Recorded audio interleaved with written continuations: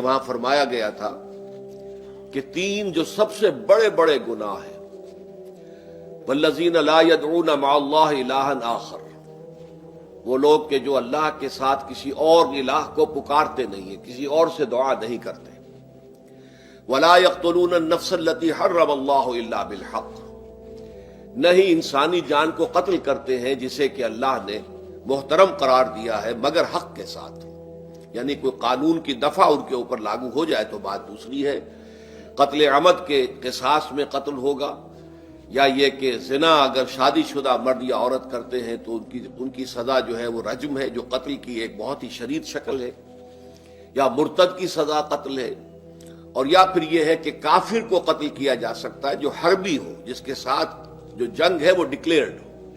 ان چار صورتوں کے علاوہ کسی انسان کو کسی حالت میں کسی جذبے کے تحت قتل کرنا جائز نہیں ہے، حرام ہے، حرام مطلق ہے۔ یہ ہمارے ہاں جو وہ عزت کے نام پر آنر کلنگز جو ہو رہی ہوتی ہیں، یہ سب کے سب جو ہے جرم ہے اسلام کی نگاہ میں۔ کسی کو یہ حق حاصل نہیں ہے کہ اس طرح سے اپنے ہاتھ میں قانون کو لے لے۔ لیکن اس کے بعد فرمایا تھا کہ جو لوگ یہ کام کرتے ہیں تو پھر یہ ہے کہ یلقا اساما، وہ اس کی پاداش بھگت کر رہیں گے۔ یضاعف لہ العذاب یوم القیامہ، ان کے لیے قیامت کے دن عذاب دگنا کر دیا جائے گا، بڑھا دیا جائے گا۔ وَيَخْلُدْ فِيهِ مُهَانًا، اور وہ رہیں گے اس میں ہمیشہ ہمیش نہایت ذلت کے ساتھ، رسوا ہو کر۔ إِلَّا مَن تَابَ وَآمَنَ وَعَمِلَ عَمَلًا صَالِحًا، اس میں استثناء ہے کہ جو توبہ کرے اور تجدید ایمان کرے یا ایمان لائے۔ اگر پہلے کافر تھا تو ایمان لائے گا، اور اگر پہلے مسلمان تھا لیکن یہ کہ یہ گناہ سرزد اس سے ہوا تو گویا کہ ایک طرح کے کفر میں وہ داخل ہو گیا تھا، ایمان حقیقی سے محروم ہو گیا تھا، تو گویا کہ تجدید ایمان کرے۔ الا من تاب وآمن وعمل عملا صالحا، اور پھر اس کا عمل تبدیل ہو جائے، عمل درست ہو جائے، غلط کام کو فی الواقع چھوڑ دے۔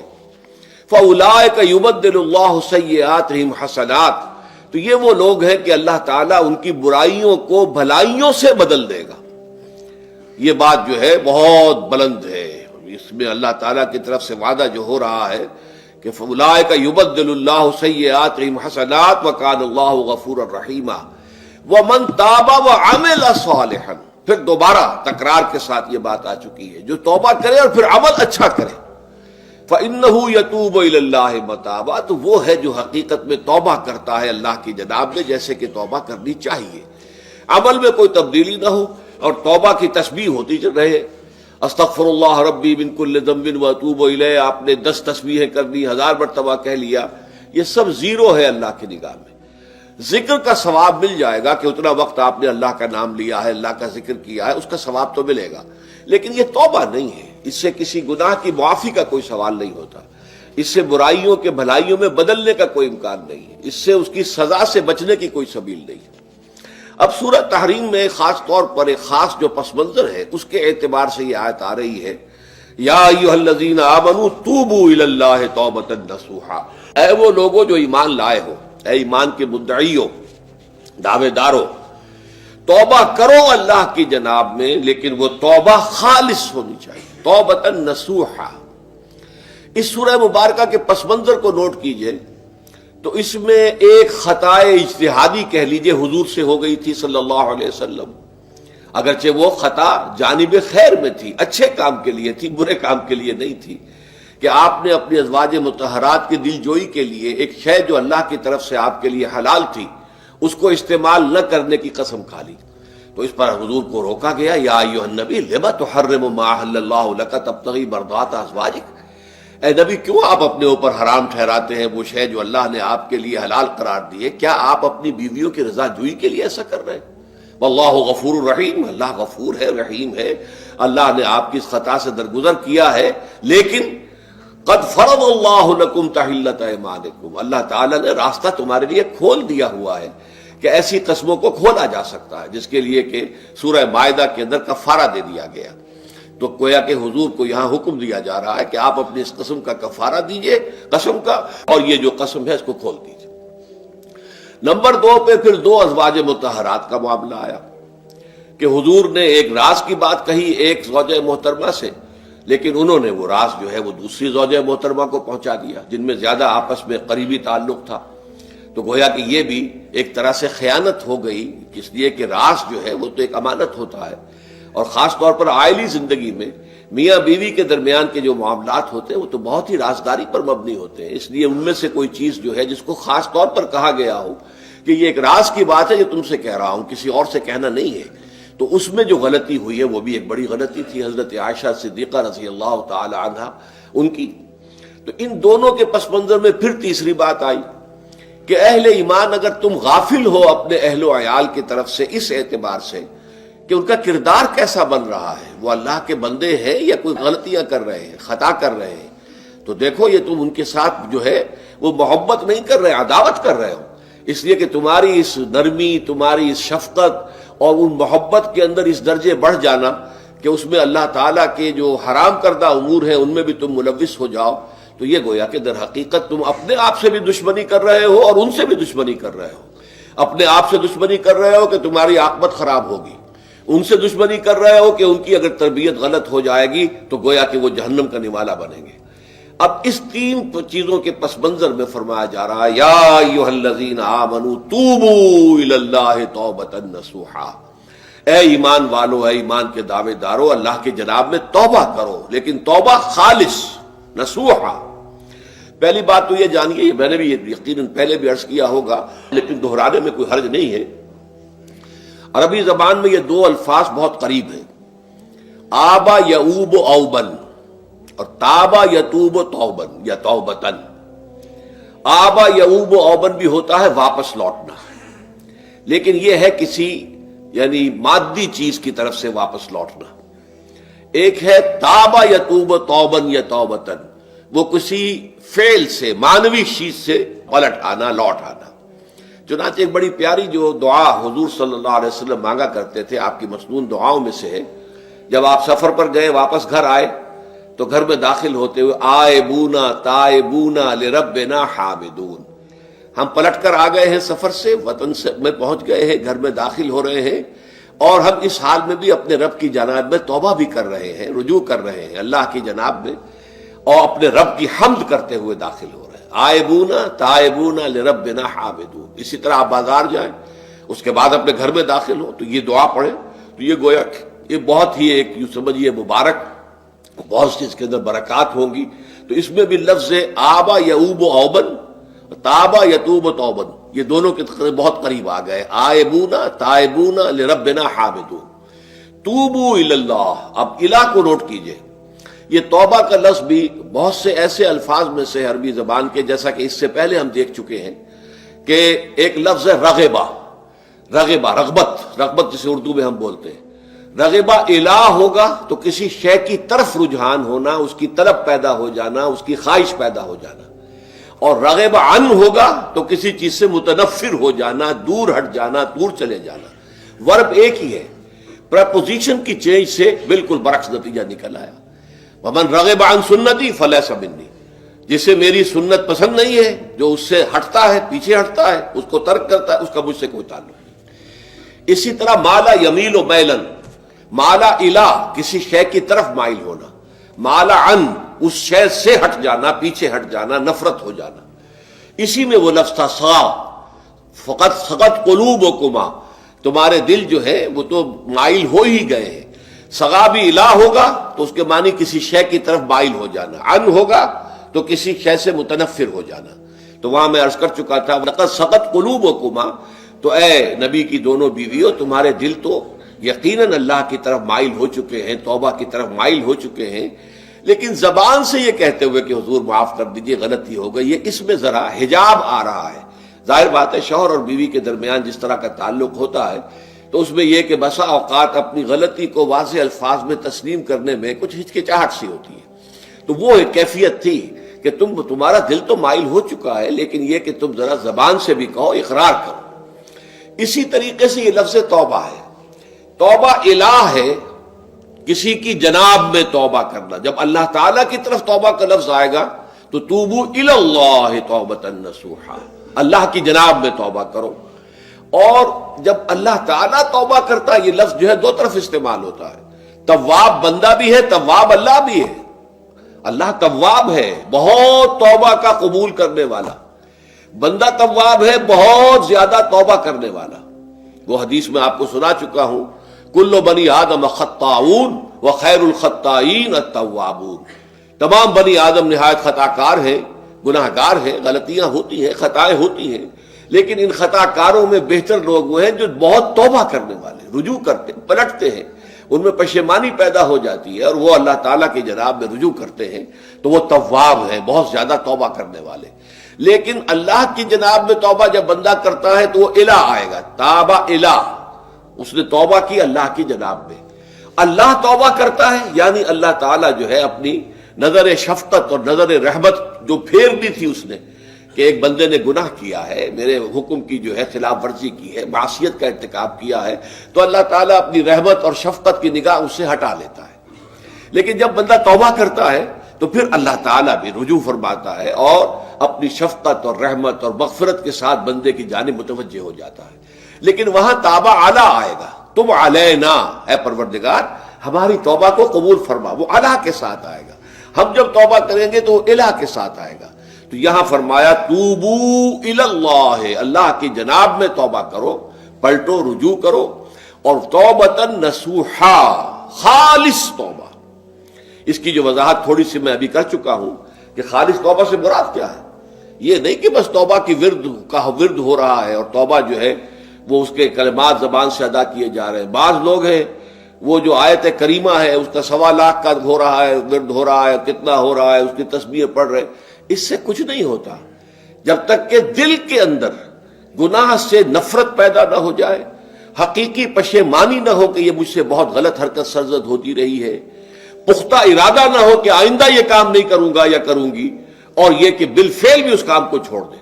یہ 3 شرطیں کم سے کم ہیں ان چیزوں میں کہ جو حقوق اللہ میں سے اللہ تعالیٰ کے حقوق، ان میں کوتاہی ہوئی ہے، ان میں غلطی ہوئی ہے، اس میں انسان نے کسی معصیت کا ارتکاب کیا ہے. تو 3 شرطیں: حقیقی پشیمانی نمبر 1، جس کے لیے میں نے اقبال کا شعر آپ کو سنایا تھا جو بالکل نوجوانی کے دور میں انہوں نے کہا تھا، اور کسی، اب میں نام بھول رہا ہوں، کوئی بہت بڑے شاعر تھے، استاذ تھے، اساتذہ، استاذ الشعراء، انہوں نے کہا تھا کہ میاں صاحبزادے اس عمر میں، اور یہ شعر اس قدر اونچا شعر ہے کہ موتی سمجھ کے شان کریمی نے چن لیے قطرے جو تھے میرے عرق انفعال کے.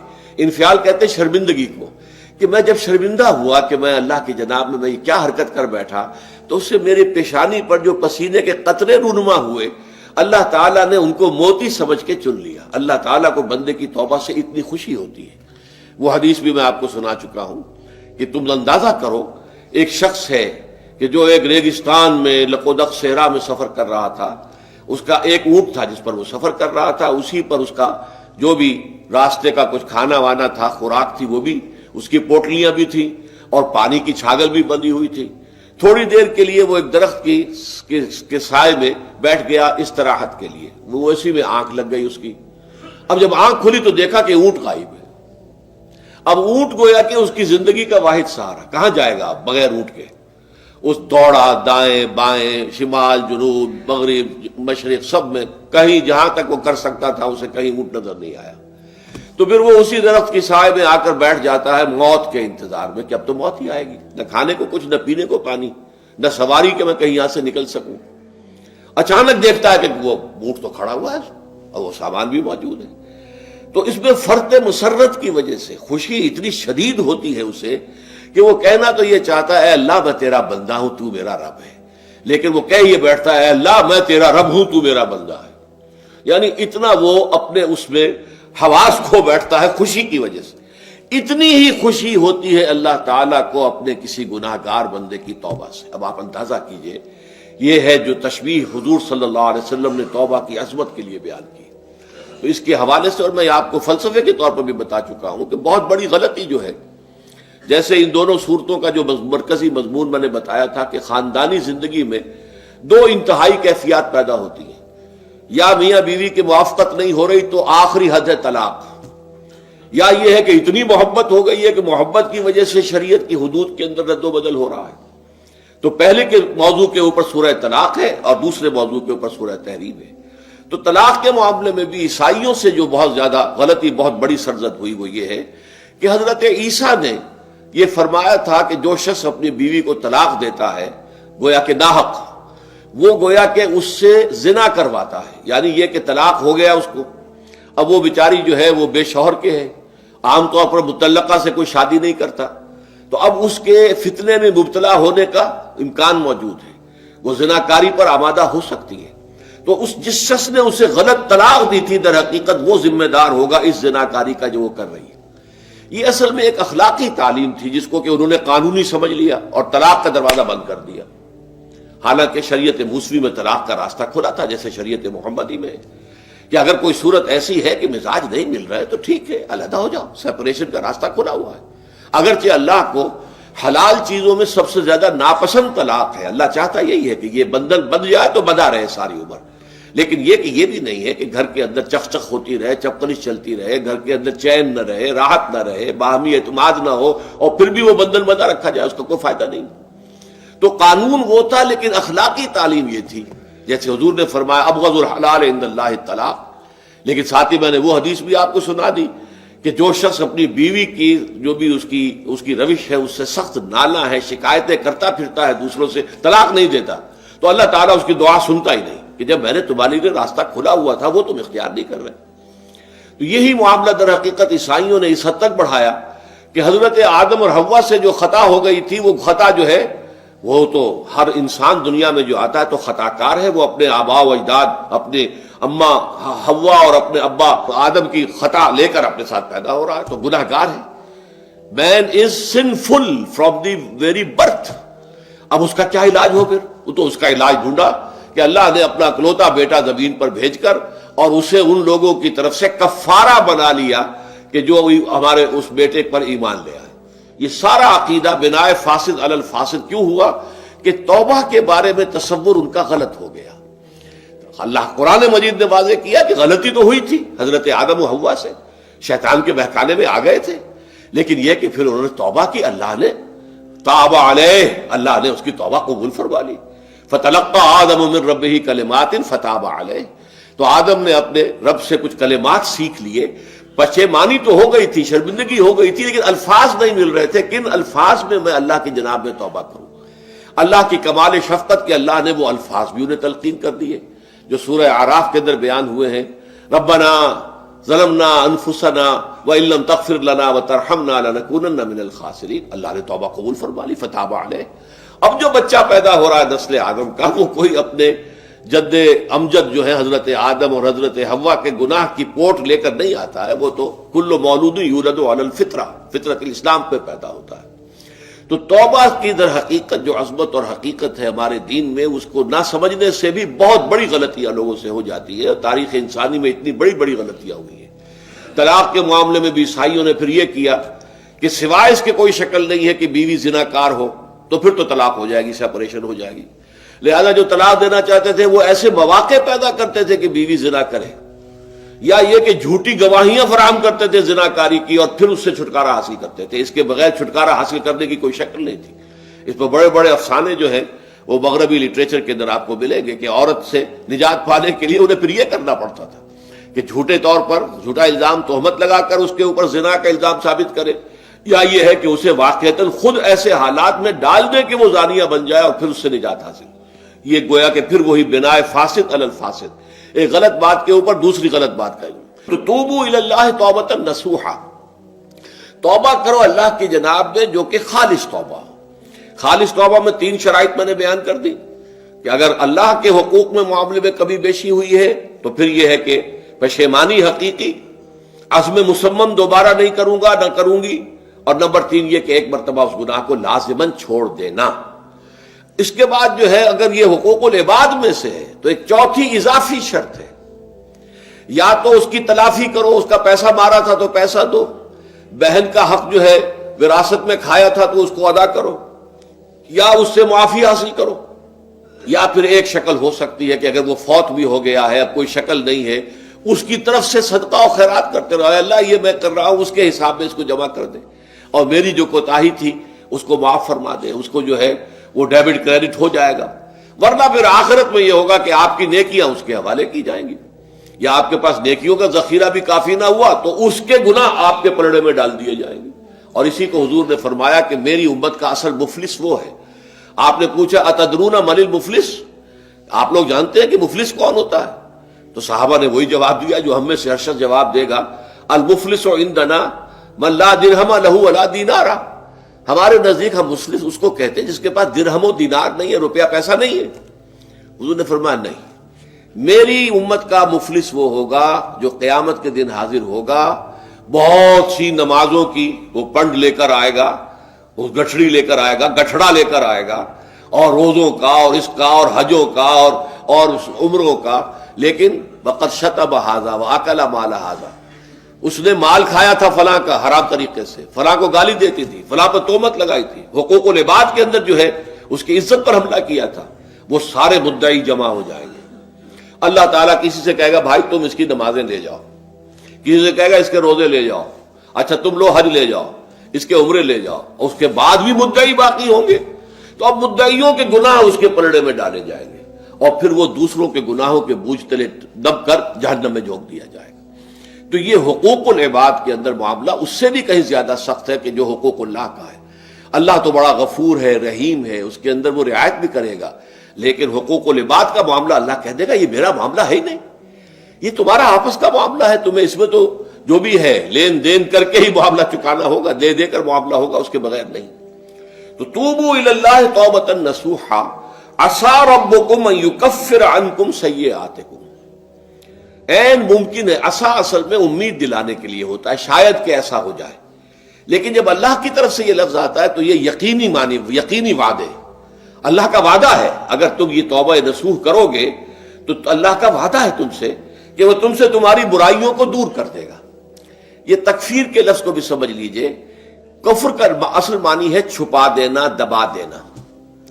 اسی لیے گناہ کا کفارہ ہوتا ہے. آپ سے گناہ ہو گیا، آپ نے کفارہ دے دیا تو گناہ چھپ گیا، دب گیا، اس کے اثرات زائل ہو گئے، وہ آپ کے نامہ اعمال سے اس کو ختم کر دیا جائے گا. یہ ہے کفارہ، کفارہ. کفار جمع ہے کافر کی. کافر جو ہے وہ حق کو چھپاتا ہے، اللہ کی دعوت جو دی جا رہی ہے اس کو دباتا ہے، تو اس معنی میں وہ کافر ہے، انکار کرتا ہے. لیکن یہ کہ ایک کفران نعمت ہے، کسی نے آپ پر احسان کیا ہے اور آپ اس کا احسان نہیں مان رہے، آپ کے لیے دل میں اس کے لیے کوئی احسان بندی کے جذبات پیدا نہیں ہوئے، تشکر کا جذبہ پیدا نہیں، یہ کفران نعمت ہے. تو تکفیر اس کو بھی کہتے ہیں، تکفیر اسے بھی کہتے ہیں مسلمان امت میں سے کسی کو نکال دینا، اس لیے کہ وہ بنیادی عقائد میں علیحدہ ہو گیا ہے. تو یہ پرجنگ ہے، یہ بھی تکفیر ہے. تو تکفیر اعمال کیا ہے کہ برے اعمال کو دھو دے گا تمہارے نامہ اعمال سے، اور نمبر 2 تمہارے دامن کردار سے بھی دھو دے گا. جو غلطیاں تمہارے اوپر چلی آ رہی تھی، اتنے عرصے تک تم کرتے رہے ہو، تمہارا کردار جو ہے اس سے مقدر ہو گیا ہے، اس کے اندر جو ہے خرابی پیدا ہو گئی ہے، تو اللہ اس کو بھی دھو دے گا. تو دنیا میں بھی تکفیر کا اثر ہوگا کہ انسان کی اصلاح ہو جائے گی، اس کی سیرت و کردار جو ہے صحیح رخ پر آ جائیں گے. اور آخرت میں یہ ہے کہ اس کا جو اعمال نامے میں جو گناہ درج تھا وہ وہاں سے صاف کر دیا جائے گا، محو کر دیا جائے گا. یہ تکفیر 2 گناہ ہے. اور اس میں جو ہم سورہ الفرقان میں پڑھ کر آئے ہیں وہ اس سے بھی اگلی بات ہے. اولئک یبدل اللہ سیئاتہم حسنات.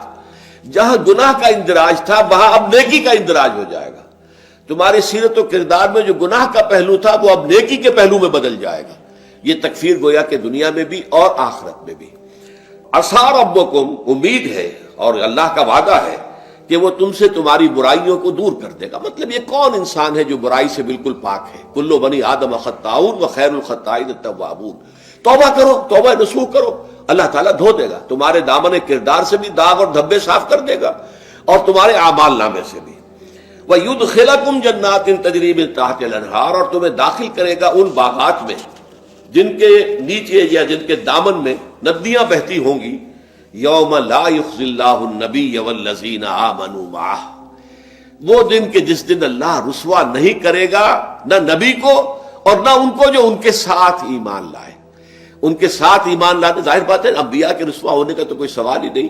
یہاں اس کا ذکر جو ہے وہ تو صرف بطور تذکرہ کر دیا گیا، ورنہ اصل کیا ہے جو نبی کے ساتھ ایمان لائے.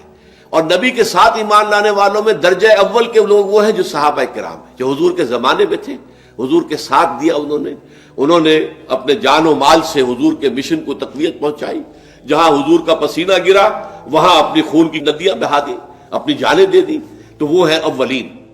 لیکن اللہ تعالی ہمیں بھی ان میں شامل کرے، اس لیے کہ جیسے کہ سورہ بقرہ کی جو آخری سے پہلی آیت ہے اس کے اندر بیان فرمایا گیا کہ آمن الرسول بما انزل الیہ من ربہ والمؤمنون، ایمان لائے رسول محمد صلی اللہ علیہ وسلم اس چیز پر کہ جو ان کے اوپر ان کے رب کی طرف سے نازل کی گئی، اور ایمان لائے صاحب ایمان. وہ صاحب ایمان سب کے سب شامل ہو جائیں گے. تو قیامت کے دن اللہ تعالیٰ رسوا نہیں کرے گا. یوم لا یخزی اللہ النبی والذین آمنوا معہ، جس دن کہ اللہ تعالیٰ رسوا نہیں کرے گا نہ اپنے نبی کو صلی اللہ علیہ وسلم اور نہ ہی ان کو کہ جو ان کے ساتھ ایمان لائے. اور یہ آخرت کی رسوائی جو ہے بہت بڑی رسوائی ہے. دنیا کی رسوائی انسان جو ہے اس کو بہت ہلکا سمجھے، آخرت کی رسوائی بہت بڑی ہے. پوری خلق خدا جہاں جمع ہوگی، پوری انسانیت جمع ہوگی، تمام آدم سے لے کر آخری انسان تک جمع ہوں گے، اور وہاں اگر رؤوس الاشہاد ہمارا پردہ چاک کیا جائے، ہمارے گناہوں کو جو ہے اعلان کیا جائے، تو وہ کتنی بڑی رسوائی ہوگی. اسی لیے یہ دعا مانگتے رہنا چاہیے، اللہم ربنا اجرنا من خزی الدنیا والآخرہ، اے اللہ ہمیں بچا لے، دنیا اور آخرت دونوں کی رسوائی سے بچا لے. دنیا کی رسوائی یہ ہے کہ آپ کی کسی غلط کام کا چرچا ہو جائے، دنیا کے اندر پھیل جائے، آپ کی جو ہے عزت جو ہے وہ داغدار ہو جائے، اس سے بھی اے اللہ بچا لے، پردہ ڈال دے. جیسے کہ حضور نے لفظ استعمال کیا اللہ یتغمدنی ربی برحمتہ، اللہ یہ کہ میرا پروردگار مجھے اپنی رحمت کی چادر تلے ڈھانپ لے. اللہ تعالیٰ دنیا میں بھی ہمیں ڈھانپے رکھے اور آخرت میں بھی ڈھانپ لے. تو یہ خزی دنیا والآخرہ، اے اللہ ہمیں دنیا کی بھی رسوائی سے بچائے رکھ اور آخرت کی رسوائی سے بھی بچا لیجو. بارک اللہ لی ولکم فی القرآن العظیم ونفعنی وإیاکم بالآیات والذکر الحکیم.